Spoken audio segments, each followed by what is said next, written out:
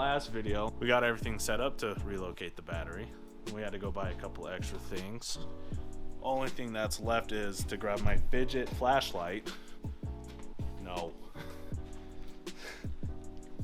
Only thing's left, so we gotta drill this hole out, and then we have to reassemble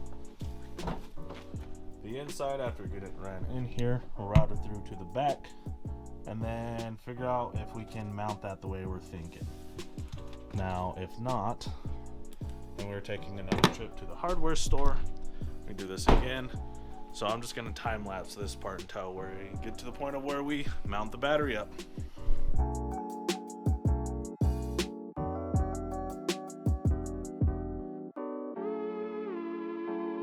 Oh, you gotta give him that huck to it.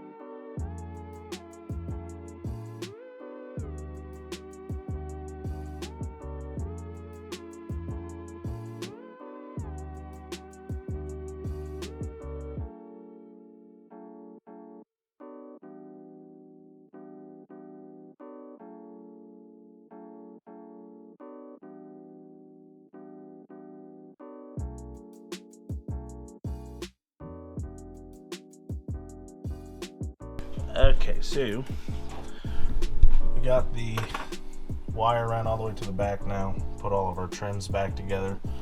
Now we're going to be working on getting it mounted right here. One of our problems is that we have a frame rail that runs right there. So what we decided to do is go pick up a rib nut gun so we can drill through here. Ow!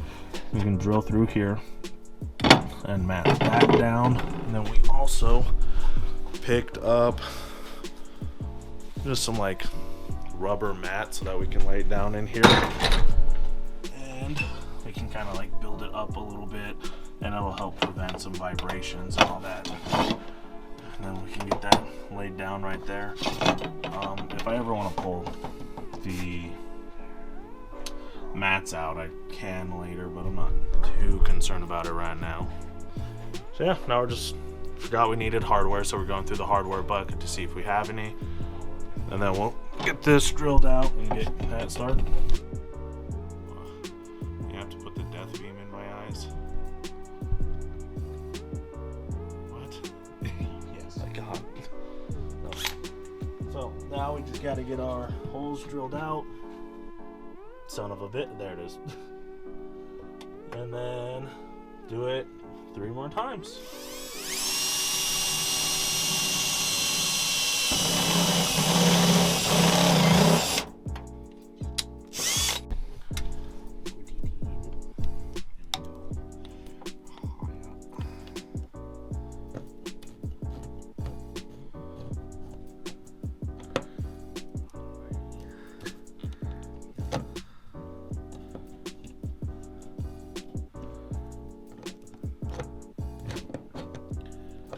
Well, Canton, is it working?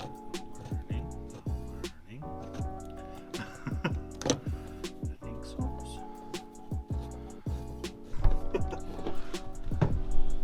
I don't know, hopefully it works. Yeah. First time.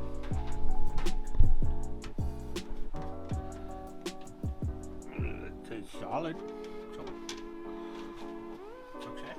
Okay. Well, fuck it.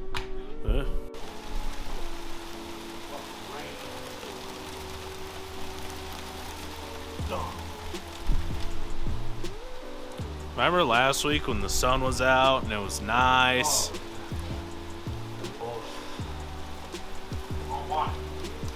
It's cold. That's stupid. Nope. This is sit inside in game weather. But I want a car to turn on, so.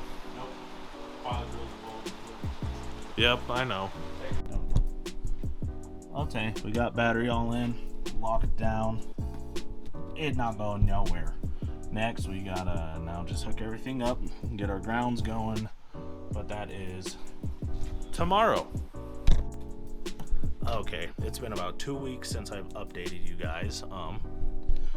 Got the battery tied down, locked down. We have like this rubber mat holding it down.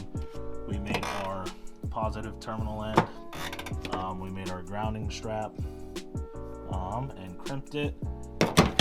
This is where we're going to be grounding it at, is right in here, running all the way through the car and all the way around. Got some P clamps down to make sure this isn't going to jump up and rub itself on there. And then at the front, we just got done making another battery tie. We're trying to figure out where to run the ECU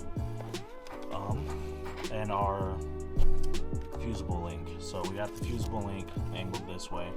If we want to flip our ECU around, we're gonna have to cut and extend some wires, which all honestly I'm not trying to do right now.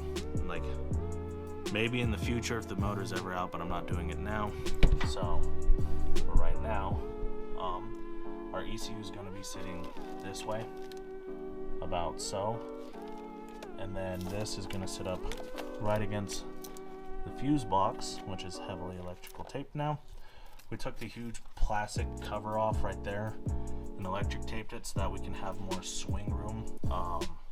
The way it was clamping it down, it was interfering with us, so got it out of the way.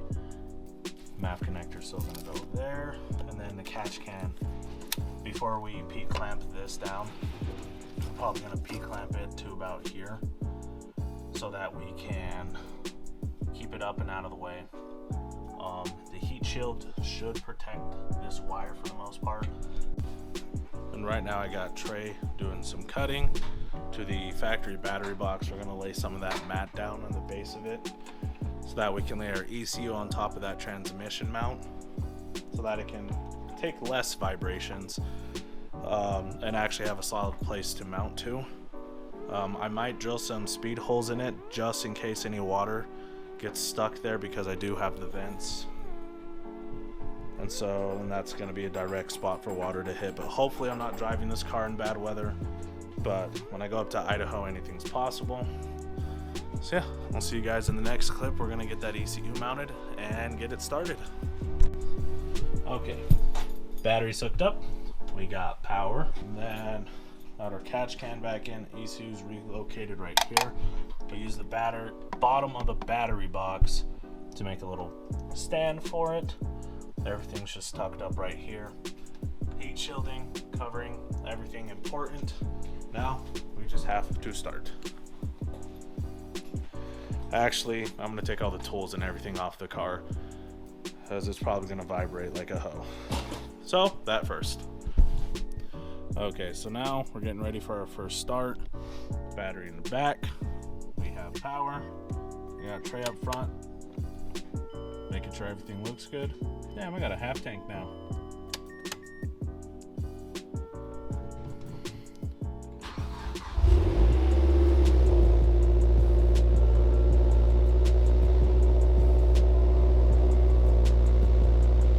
Forgot how loud this car was. Get the access port going, and then this is what we want to look at. Make sure we're maintaining battery voltage. Oh, seems like it worked to me.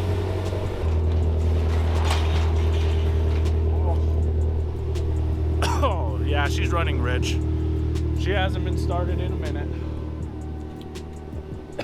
Spicy in there fast. Yeah. Yeah. Look good, sound good. Alrighty, it's been several months since I filmed that last clip. I finally got a new job that's going to allow me to have more freedom in the afternoons, so that I can get back to content creating, you know, making videos and streaming. Since then, old girl has been getting beat on. We took her up to Idaho. Battery relocations, been phenomenal. Haven't had any voltage drop issues, haven't had any charging problems at all. It seems like everything's doing well with the 1/0 gauge.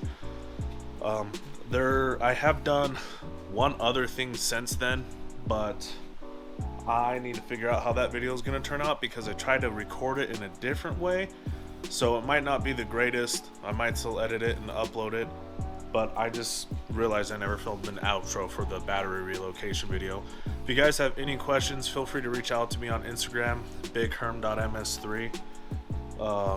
and then I can tell you what I got. And everything I bought for this battery relocation was actually off of Amazon, and that includes the Optima battery tray, the 1/0 gauge, the crimper tool for that, the cutter tool for it.